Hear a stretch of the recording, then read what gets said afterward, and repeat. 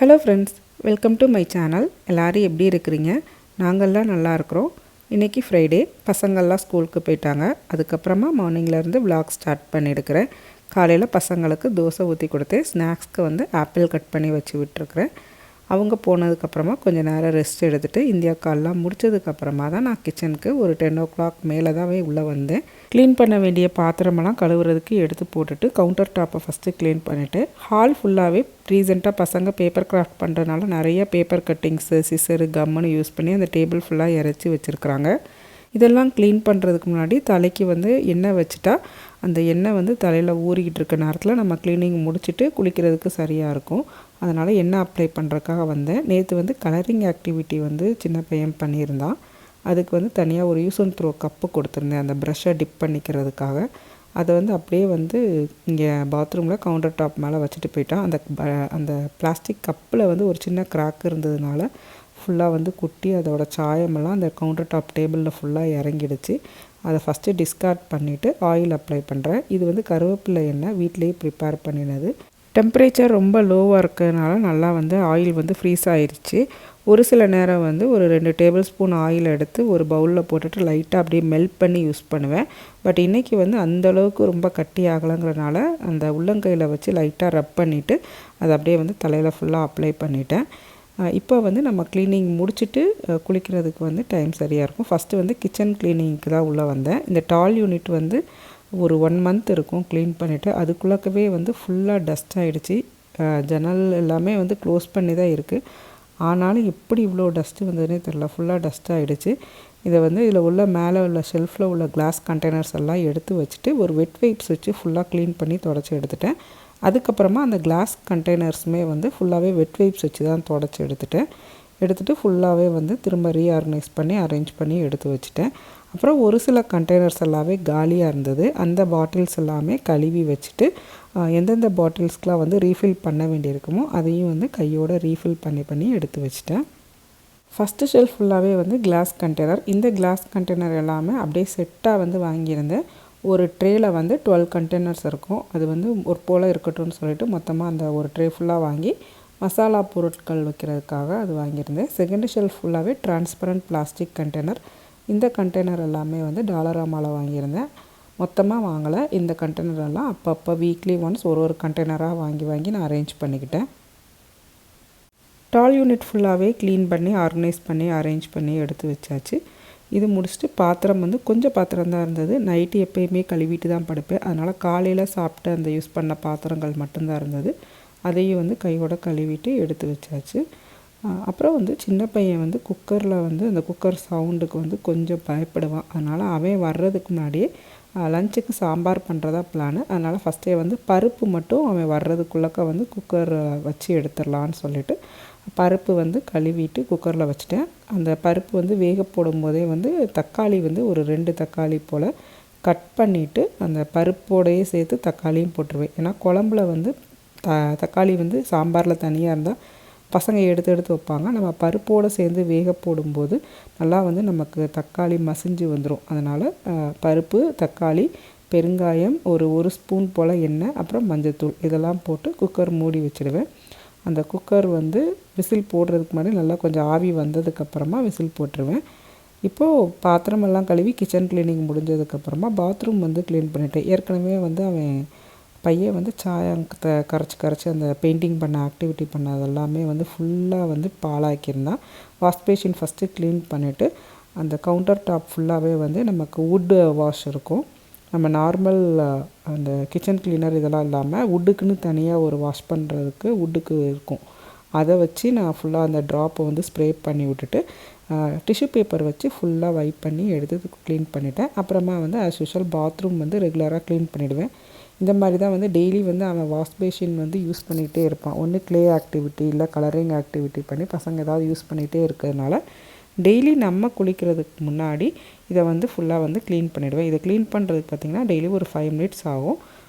Bathroom cleaning வந்து daily குளிக்கிறதுக்கு முன்னாடி பண்ணிவிட்டு அதுக்கப்புறமா குளிச்சுட்டு வந்துடுவேன். நான் வந்து அந்த குக்கரில் பருப்பு வச்சு கரெக்டாக எடுத்து முடித்ததுமே அவன் வந்துட்டான். வந்தனமே வந்து சாம்பாருக்கு தாளிக்கிறதுக்கு காயை ரெடி பண்ணி தாளித்து விட்டுட்டேன் ஃபஸ்ட்டு. சாம்பாருக்கு வந்து இன்றைக்கி கத்திரிக்காய் முருங்கைக்காய் வந்து வீட்டில் இல்லை. முள்ளங்கியும் சௌச்சௌ காயும் இருந்தது. ஒரு பெரிய முள்ளங்கியும் சௌச்சௌ காயில் பாதி சௌச்சௌ காயும் மட்டும் போட்டு சாம்பாருக்கு ஃபஸ்ட்டு தாளித்து மூடி வச்சுட்டேன். சாம்பாருக்கு சைடிஷ்க்கு வந்து அவரைக்காய் வீட்டில் இருந்தது. அதனால் அவரைக்காய் வந்து இந்த தேங்காய் போட்டு பண்ணி வச்சிடலான்னு நினச்சிருந்தேன். ஆனால் அவன் வந்து சாம்பாரை பார்த்தனமே வந்து பொட்டேட்டோ ஃப்ரை வேணும்னு சின்ன பையன் வந்து ஒரே இடம். அதனால் அவனுக்கு பிடிச்ச மாதிரியே இருக்கட்டும்னு சொல்லிவிட்டு இன்றைக்கி ஒரு சைடிஷ் தான் வந்து வச்சேன். பொட்டேட்டோ மட்டும்தான் ஃப்ரை பண்ண போகிறேன். பொட்டேட்டோ ஃப்ரை பண்ணுறதுக்கு எப்பவும் போல் பேனில் எண்ணெய் ஊற்றிட்டு கடுகு போட்டுருவேன். கடுகு வெடித்ததுமே வந்து நம்ம உருளைக்கிழங்கு நல்லா கொஞ்சம் தண்ணியெலாம் வடிச்சிட்டு அதில் சேர்த்துக்கணும்.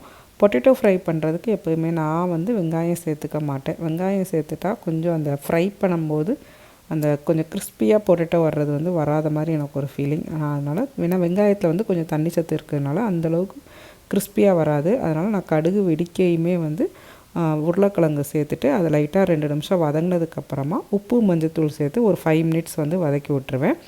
அப்புறம் 5 மினிட்ஸ்க்கு அப்புறம் அந்த உருளைக்கிழங்குக்கு தேவையான மசால் பொடி போட்டு நல்லா நம்ம சிம்மில் வச்சிடணும். அடி அப்போ தான் வந்து நம்ம கீழே வந்து பாத்திரம் வந்து ஒட்டாமல் இருக்கும். அப்படி இல்லாட்டி நான்ஸ்டிக் பேனில் வச்சுக்கலாம்.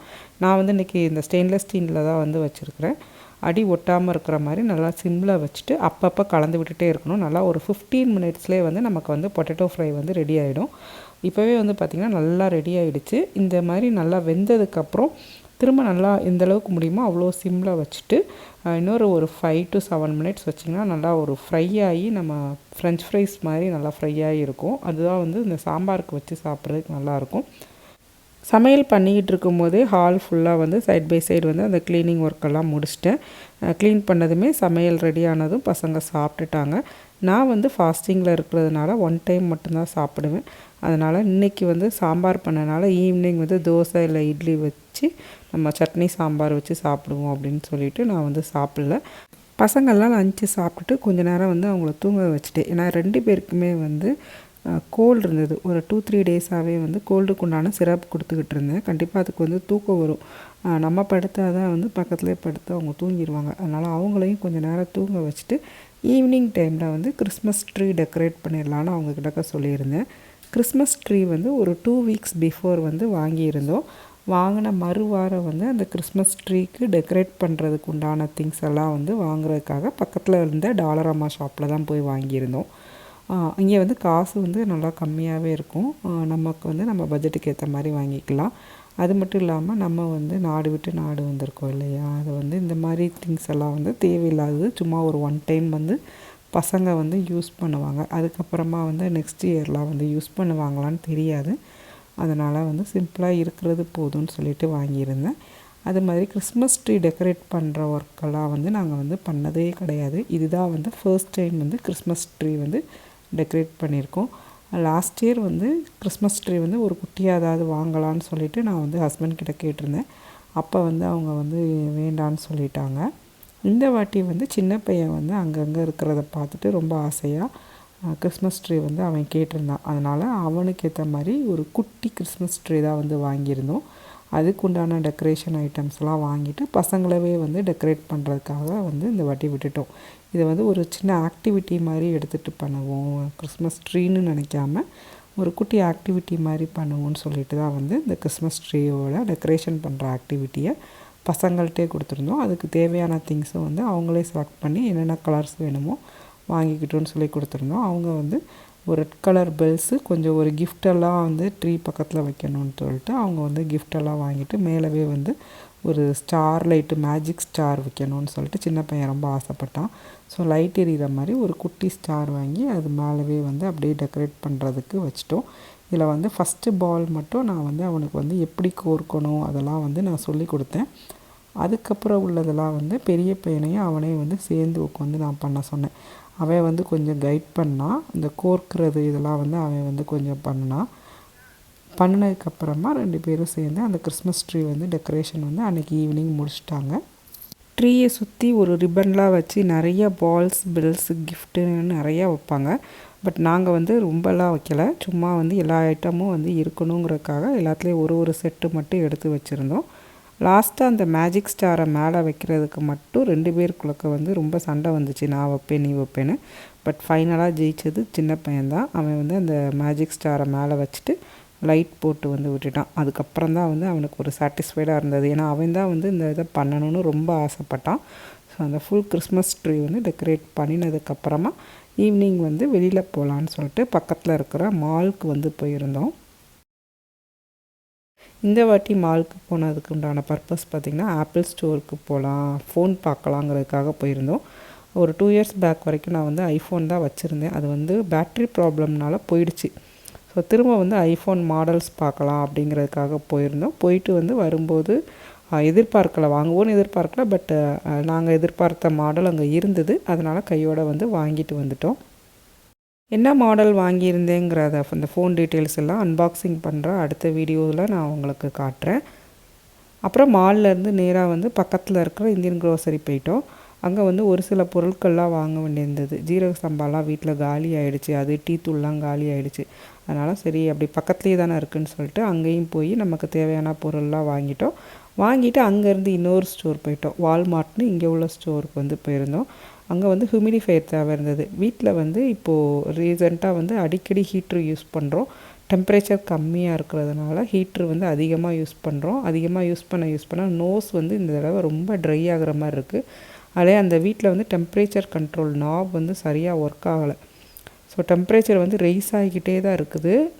நம்ம நைட்டு படுக்கும்போது நம்ம ஹீட்ரு அட்ஜஸ்ட் பண்ணி படுத்தாலும் அந்த ரூமோட இதுக்கு ஏற்ற மாதிரி இல்லாமல் நிறையா டெம்பரேச்சர் ரைஸ் ஆகிறதுனால நோஸ் வந்து ரொம்ப ட்ரை ஆகிற மாதிரி ஒரு ஃபீலிங் இருந்தது.